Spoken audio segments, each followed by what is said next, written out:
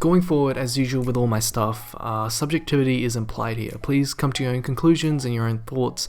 I'm not trying to attack anyone here, these are just my views and preferences. Let's all be nice, good vibes, okay? Political YouTube hasn't been around for a long time. Its real inception and insertion into the general consciousness began in 2014 with Gamergate.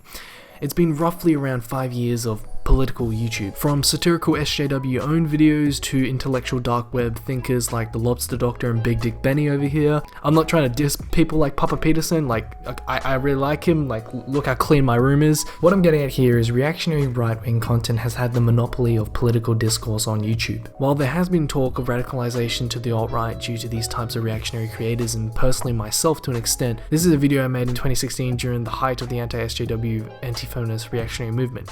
Yeah, I know, it's in real bad taste. With that said, that's not what I'm here to talk about today. I'm here to highlight the aspects of LeftTube that I frankly really adore, and I want to see a lot more of. My perspective and take on YouTube is quite pessimistic. If it wasn't obvious already, I'm a really edgy boy. I consider YouTube to be a parasite industry. I know that sounds harsh, but it's true. And I'm not exempt from this either. The video essay genre and the particular types of videos I create aren't particularly worth anything in my eyes. I don't think I'm creating anything particularly special. A lot of YouTube is parasite.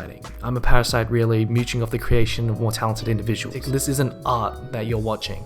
And yes, there are different people out there with different stances on the topic, arguing it's transformative, but I find these people awfully pretentious. Not many people on YouTube are creating anything of worth or value. We're mostly just talking and voicing our opinion. That's 90% of the content on this platform. And this makes me really disappointed, but there are a handful of people on this site, not many, who are actually creating something of worth that I see. And that's what I perceive LeftTube as. LeftTube and BreadTubian content is on rise in opposition to the skeptic community, or whatever they're calling themselves this week. People like my King, Queen, and Jester spearheading this movement. The balance has shifted to more of a level playing field. Reactionaries are just that, reactionary, anti, in contrast, reactive, not really saying anything or presenting anything themselves, attacking leftists and left-wing ideology. Juxtaposing that to LeftTube, while it has aspects of oppositional content towards right-wing channels, LeftTube is actually creating stuff with a message and a purpose. LeftTube is creating more than hashtag content. It's, well, making, I don't want to sound pretentious, it's creating art. LeftTube is funny, it's informative, articulate. At times it can be heartbreaking, and most importantly, it stands for something. LeftTube, in my opinion, holds itself to a higher standard and incentivizes less radicalization, trying its best to see the humanity in all of us. Unfortunately, generally, right-wing reactionary YouTube says nothing and says that nothing badly. LeftTube reminds me of the old days of YouTube. It's weirdly nostalgic, weird and unique people doing weird and unique stuff you can't get anywhere else except for YouTube. In all honesty, that's what I want to do. I want to create something of worth. I want to be able to affect people vocatively in the same way I was affected. I want to make stuff that is poignant, beautiful, and hilarious. LeftTube is quite inspiring in all honesty. I'm not trying to write off reactionary content as garbage and worth nothing. We all need to call out aspects of problematic thought. I have my fair share of issues with left-wing dogma, TERFs, lack of diversity, and hypocritical Asian feminists.